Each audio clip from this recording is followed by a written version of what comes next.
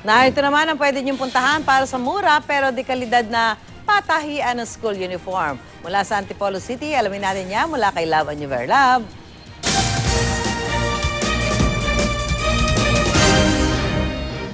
Susan, eto na nga sa ating mga magulang at mga parents, kumbaga, na nag-iisip paano nga ba mababudget naman yung mga uniform ng kanilang mga anak o di kaya nag-iisip kung saan makakakuha ng mura. Eto nga, pinuntahan namin at tinayo namin ang isang pagawaan po ng uniform dito sa Antipolo City, mga kapuso. Kaya nga po, nako, talaga marami po kayong pwedeng pagpilian doon po sa kanilang mga uniforms dito.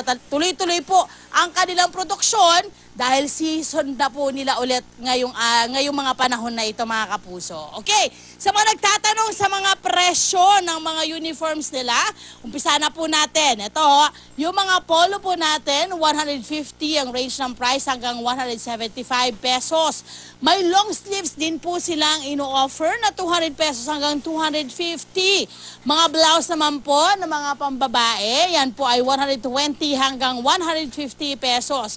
Sa palda naman po, mga kapuso, kung plain lamang ang inyong bibilhin ay 160 hanggang 180 pesos. Kung may kung checkered ay nagkakahalaga po yan ng 200 hanggang 230 pesos. At may mga jumper din po sila, mga kapuso, 240 pesos hanggang 270 pesos. At mga pantalon na nagkakahalaga ng 230 hanggang 260 pesos. Ayan, napakamura, mga kapuso, at sigurado naman din kayo sa kalidad niyan dahil ito nga po yung mga gumagawa nito ay nakikita natin dito ngayong umagang ito. Ayan, para po sa mga nagtitipid, alam nyo na ang pwede nyong puntahan. Susan? Maraming salamat, Love Anyover.